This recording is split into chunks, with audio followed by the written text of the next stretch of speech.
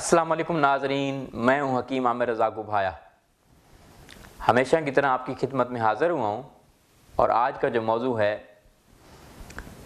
اللہ تعالیٰ کی دی ہوئی نباتات میں جسے ہم سبزیوں کا بادشاہ کہتے ہیں، کریلا۔ تو آج کا موضوع کریلے کے حوالے سے ہے کہ کریلے کے کتنے فوائد ہیں ہماری زندگی میں۔ امراض سے بچاؤ کے لیے کریلے کا استعمال بہت ہی مفید ہے، جسے انگلش میں بٹر گراؤنڈ کہتے ہیں۔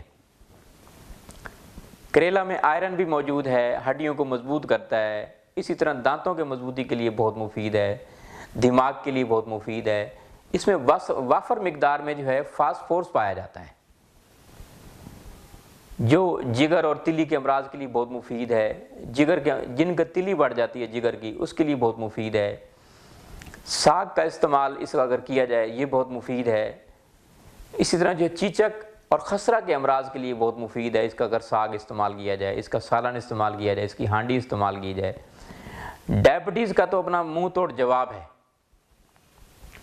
انسولین بھی اگر آپ لگا رہے ہیں، انسولین بھی آپ کی چھوٹ جائے گی اگر کریلا کا رس کا مسلسل استعمال کیا جائے۔ تو اب آپ کو میں طریقہ بتاتا ہوں آپ کیسے استعمال کریں۔ سب سے پہلے تو آپ کو بتاؤں کہ جلودر، جسے پیٹ کا پانی کہتے ہیں، جب گردے اور جگر انسان کا کمزور ہو جاتا ہے تو پیٹ کا پانی بن جاتا ہے، اور پیٹ کے پانی کے حوالے سے ڈراپسی جسے کہتے ہیں، جلودر، اس کا بہترین علاج کریلا کا رس ہے۔ کریلے کا رس 20 ml اور 20 ml شہد ملا لیجئے۔ یہ صبح دوپہر شام 3 ٹائم استعمال کیجئے، آپ کا جلودر جو ہے انشاءاللہ ختم ہو جائے گا، آپ تندرست ہو جائیں گے۔ گلے کے سوجن کے لیے کریلے کا استعمال کیجئے۔ سرکہ میں سوکھے پھل ڈال لیجئے کریلے کے، اور اس کو اپنا جو ہے نا کھرل کر لیں، اور یہ آپ گلے پہ لیپ کریں تو آپ کی سوجن جو ہے گلے کی ختم ہو جائے گی۔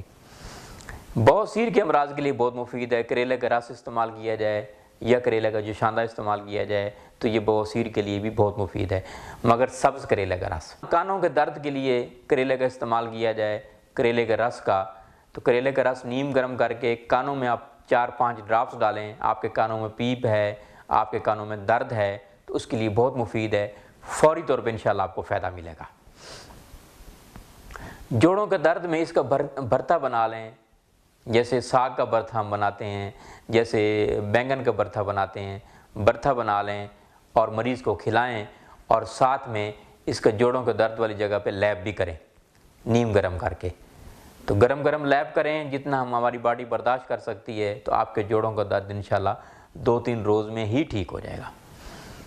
شوگر کے امراض کے لیے کریلے کا رس صبح 30 ml استعمال کریں صبح، اور 30 ml عصر کے ٹائم استعمال کریں، تو انشاءاللہ اگر آپ انسولین بھی لگا رہے ہیں، آپ 100 یونٹ بھی روزانہ لگا رہے ہیں، تو آہستہ آہستہ آپ کی انسولین جو ہے چھوٹ جائے گی۔